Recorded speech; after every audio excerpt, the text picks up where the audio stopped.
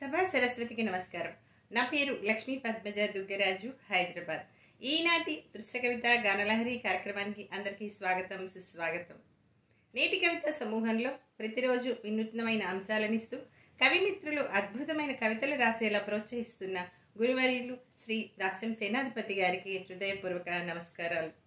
నేటి కవిత సమూహాన్ని ఎంతో సమర్థవంతంగా మరెంతో క్రమశిక్షణతో ముందుకు నడిపిస్తున్న సమూహ సారథి శ్రీ శ్రీదాస్యం లక్ష్మయ్య గారికి హృదయపూర్వక నమస్కారాలు. ఈనాటి దృశ్య కవిత గానలహరి కార్యక్రమంలో కవితా గానం చేయబోతున్న కవిమిత్రులకు హృదయపూర్వక శుభాకాంక్షలు. మిత్రుల కవితాగానం విందాం, ఆస్వాదిద్దాం, ఆనందిద్దాం, మిత్రులను అభినందిద్దాం.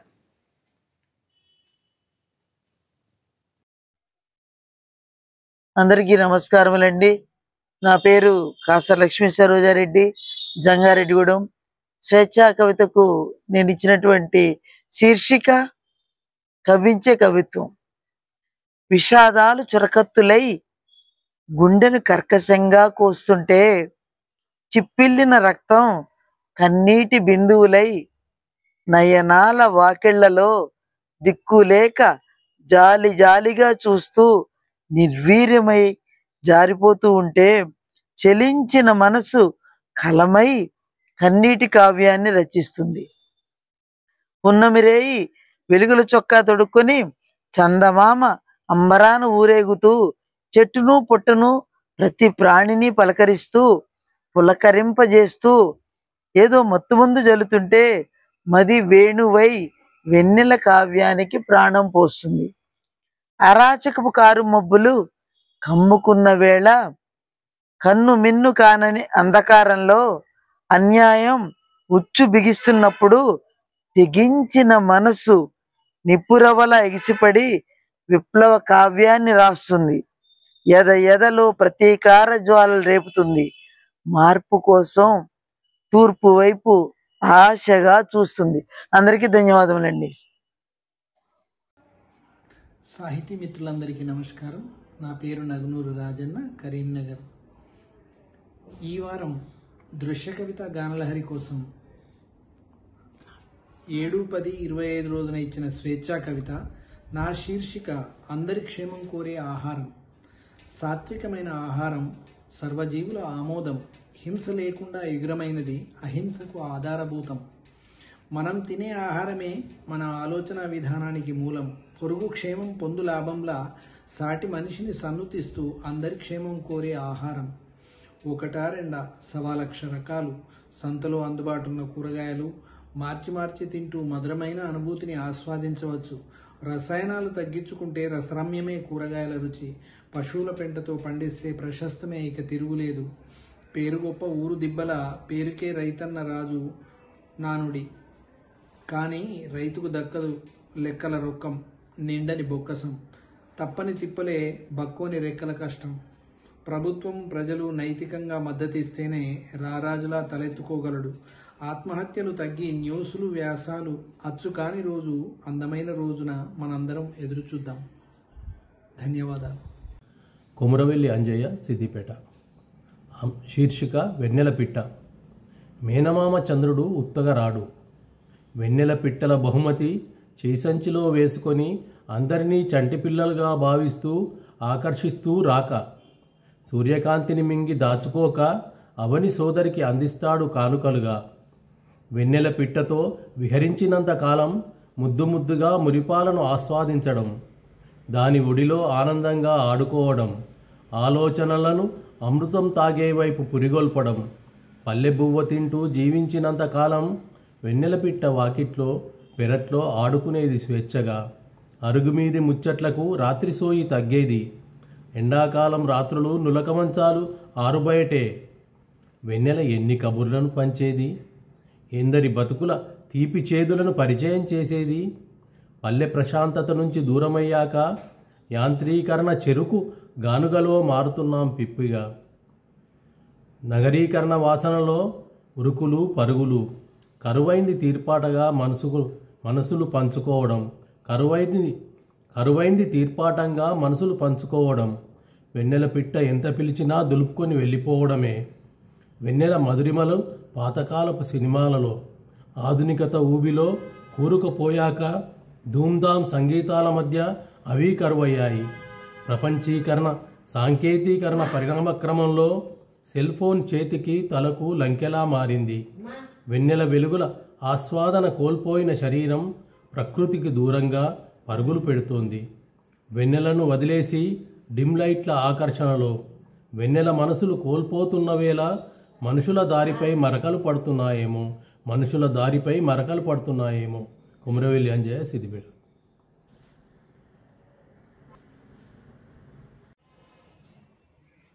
నమస్కారం. నేను డాక్టర్ మాండార శైలజ. నేటి కవితలో భాగంగా నేను చదువుతున్న కవితా శీర్షిక కత్తి మీద నడక. అస్తవ్యస్త వ్యవస్థలో బతకడం ఇప్పుడు కత్తి మీద నడక. ప్రతి అడుగు ఆచితూచి వెయ్యాలి.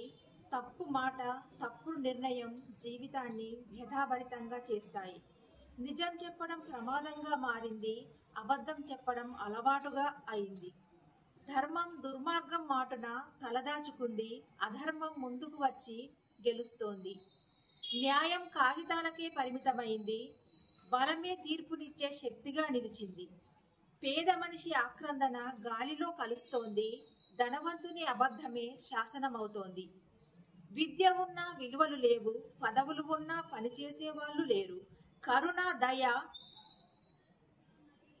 మాటలకు మాత్రమే పరిమితమయ్యాయి.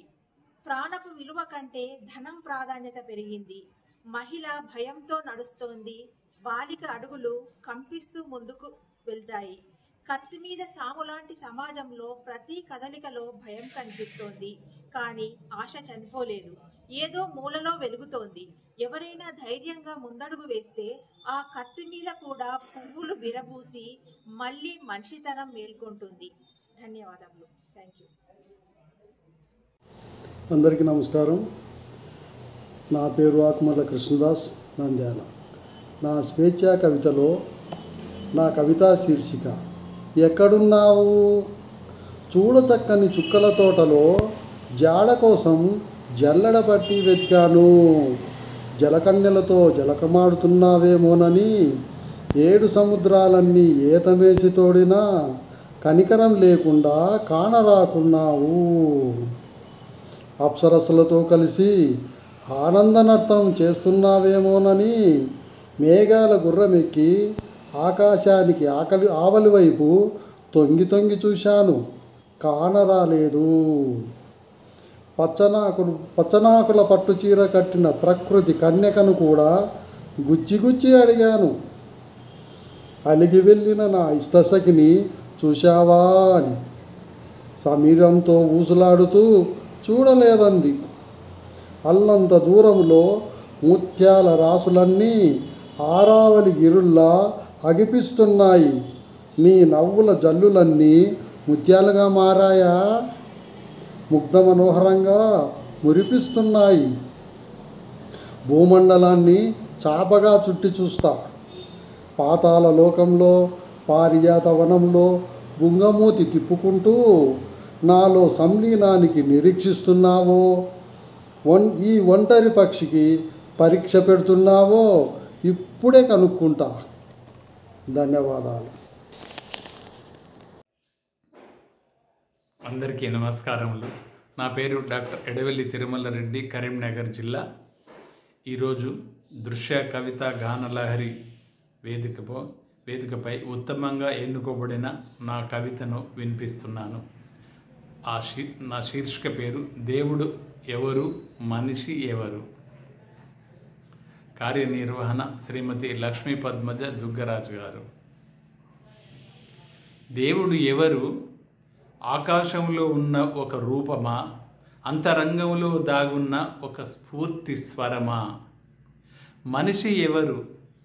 మట్టిలోంచి లేచి ఆకాశాన్ని తాకే ఆశల ప్రతిరూపమా? కాక దైవ చైతన్యానికి మానవ రూపమా? దేవుడంటే ఎవరో కాదు, మనిషి మనసులోని నిజం, ఆలోచనలోని కాంతి, ఆచరణలోని జ్యోతి. భక్తి అంటే భయము కాదు, బంధము కాదు, చైతన్యాన్ని వెలిగించే ఒక దివ్య జ్యోతి. మరి మనిషి అన్వేషించేది ఎవరిని? దేవుడిని కాదు, తనలోని దివ్యత్వాన్ని. తనలోని స్వార్థం మాయం అయితే హృదయంలోని ప్రేమే దేవుడు అవుతాడు. దేవుడు మనిషి వేరు కాదు. మనసు మేల్కొంటే అదే దైవం. జ్ఞానజ్యోతి వెలిగితే అదే పూజ. ప్రేమ సేవగా మారితే అదే ఆరాధన. ఓ నేటి యువతరమా,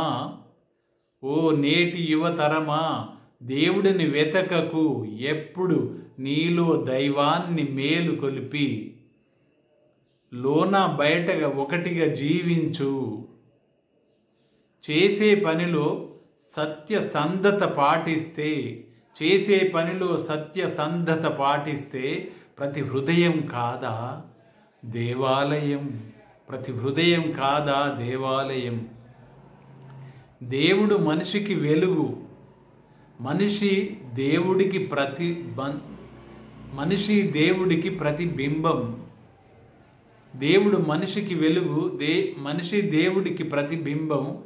వీరి మధ్య బంధం చైతన్యం.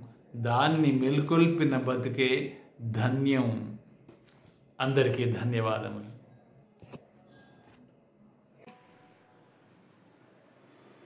అందరికీ నమస్కారం. నా పేరు కొల్చిన విజయభారతి, హైదరాబాద్. నేటి స్వేచ్ఛ కవిత శీర్షిక కాలమా వెనక్కి మళ్ళు. కాలచక్రాన్ని వెనకకు మళ్లించాలని ఉంది. కరిగిపోయిన, కనుమరుగైపోయిన అనుబంధాలను, అనుభూతులను, వదిలి వచ్చేసిన వెలకట్టలేని జ్ఞాపకాలను ఏరుకొని ఒడిలో మూట కట్టుకోవాలని ఉంది. రోటి పచ్చళ్ళ రుచులు మళ్ళీ రుచి చూడాలని ఉంది. రోకళ్ళ చప్పుళ్ళు చెవులారా వినాలని ఉంది. కుంపట్ల కాఫీ తాగాలని ఉంది. కట్టె పొయ్యలపై వండిన కమ్మని వంటలు తినాలని ఉంది. పచ్చని కొబ్బరాకుల పందిరిలో పెళ్లి వేడుకలు చూడాలని ఉంది. గాడి పొయ్యల విందు భోజనం చేయాలని ఉంది. పెరటి చెట్టు ఊయల లూగాలని, అరుగు తిన్నెలపై ఆటలాడాలని, ఊరి చెరువులో ఈతలు కొట్టాలని, సైకిల్ ట్యూబులతో చిన్నపిల్లల పరుగులు తీయాలని, పంటచేల గట్లపై చిందులేయాలని, ఇలా ఎన్నెన్నో మధురమైన ఆనందాలు వల్లెవేసుకుని అమ్మ ఒడిలాంటి ఆ చల్లని దారి వైపు పయనించాలని ఉంది. కానీ ఇవేమీ చేయలేను. కాలాన్ని వెనక్కి తిప్పలేను. గతాన్ని ముందుకు తీసుకురాలేను. రాజీ పడలేని మారే పరిణామాలను కునుకు తీసి జోకొట్టలేను. ధన్యవాదాలు. కార్యక్రమంలో నా కవితను ఎంపిక చేసిన గురుద్వయానికి లక్ష్మీ పద్మజ దుగ్గరాజు గారికి హృదయపూర్వక ధన్యవాదాలు తెలియజేస్తూ, ఇటీవలి కాలంలో వరుస కథనాలతో సరోగసిపై వస్తున్న కొన్ని జీర్ణించుకోలేని చేదు నిజాలను ఉటంకిస్తూ రాసుకున్న కవిత ఇది. కన్నె తల్లులు శీర్షిక. నా పేరు అరుణకీర్తి పతాకారెడ్డి, వరంగల్. అంతర్జాతీయ వీధుల్లో అమ్మ గర్భం అమ్మకపు సరుకైనంక దుర్భర పేదరికమే కవచకుండలాలై వర్ధిల్లుతున్న ఆదివాసి కోనల్లో యవ్వనమే అభిశాపమై వెక్కిరిస్తోంది. తరుముతున్న పేదరికం, ఉరుముతున్న దరిద్రం, ఫెర్టిలిటీని ప్రోత్సహిస్తున్న వైద్యగణం, వెరిసి దహనం అవుతోన్న యవ్వనం, పెళ్లి లేకుండానే తల్లులు అవుతున్న దైన్యం, పైసే ఇరుసుగా రాజ్యమేలే చోట అవసరం నోటై ఇకిలిస్తే దోసెడు పైసలకు తమతిగాని గర్భాలను అద్దెతో ఈడ్చుకొచ్చే బ్రతుకులవి. అకాల మరణాలకు లెక్కే లేదు.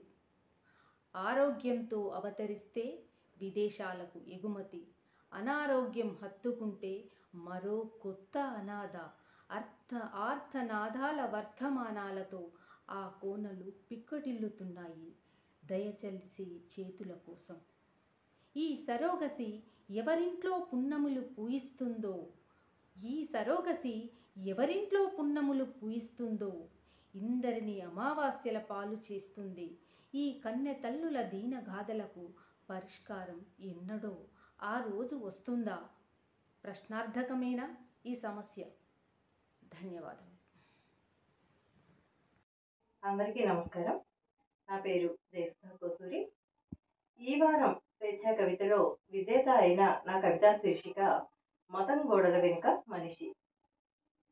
పచ్చగా ఉన్న ఆమె జీవితాన్ని కార్చి చెయ్యి కమ్మేసింది కాశ్మీరం. 100 ఏళ్ల కాపురాన్ని మందుగుండుకు బలి చేసింది ఉన్మాదం. మతం కన్నా ముందు మనుషులమని గుర్తించక మతోన్మాద శక్తులు మారణహోమాన్ని సృష్టించాయి, మానవత్వాన్ని మరిచాయి. ప్రేమ పూలతో నిండిన నేలను ఇరుపెక్కించింది క్రూరత్వం. పిల్లల నవ్వులు గాలిలో కలిసిపోయి తల్లుల కన్నీళ్లు నదులై పారాయి. మనసులు గాయపడ్డాయి, కానీ మానవత్వం చచ్చిపోలేదు ఇంకా. కొందరి చేతుల్లో ఆయుధాలున్నా ఇంకొంతమంది హృదయాల్లో దయ ఉంది. మతం గోడలు కూలిన రోజు పక్షులు స్వేచ్ఛా గీతం పాడుతాయి. మళ్ళీ కాశ్మీరం పచ్చగా నవ్వుతుంది. మళ్ళీ మనసులు మానవత్వంతో తడుస్తాయి. ఎదురు చూడాలంతే. ధన్యవాదాలు. నేటి కవిత సమూహ సభ్యులకి, గురువులకి అందరికీ నమస్కారం. నా పేరు రాణి పార్థిబన్, ఊరు చెన్నై. నేను చదవబోయే కవిత నేను మనిషి.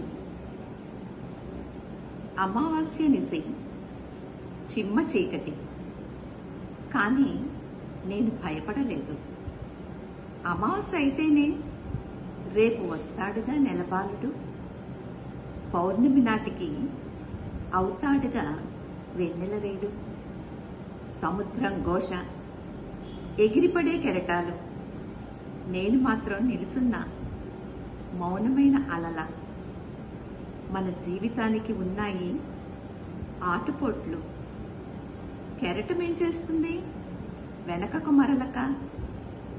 మండుటెండ మాడును మార్చేస్తుంది.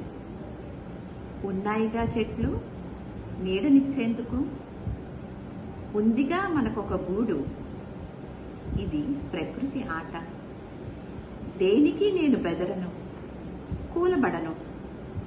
నమ్మిన వారి చేయి పట్టి మనసనే దిక్సూచి చూపిన బాటలో కదిలిపోతా. కాను నేను విరాగిని, కాదిది వైరాగ్యం. నాకు దొరికింది మానవ జన్మ. ప్రకృతిలా అన్నిటినీ తట్టుకుని ముందుకు సాగిపోయే సగటు మనిషిని నేనొక ఆశావాదిని. మోడైనా చిగురేసి నడిచిపోతా. నేనొక ఆశావాదిని, మోడైనా చిగురేసి నడిచిపోతా. ఈ అవకాశం ఇచ్చినందుకు అందరికీ ధన్యవాదాలు. పునఃస్వాగతం. మిత్రుల కవితాగానం ఆస్వాదించారని, ఆనందించారని భావిస్తున్నాను. మిత్రుల కవితాగానంపై మీ అమూల్యమైన స్పందనలను, అభిప్రాయాలను నేటి కవిత యూట్యూబ్ ఛానల్లో తెలియచేయండి. నేటి కవిత యూట్యూబ్ ఛానల్ లైక్ చేయండి, షేర్ చేయండి, సబ్స్క్రైబ్ చేయండి. మళ్ళీ వారం దృశ్య కవితా గానలహరి కార్యక్రమంలో మరికొంతమంది కవిమిత్రుల కవితాగానంతో కలుసుకుందాం. ధన్యవాదములు.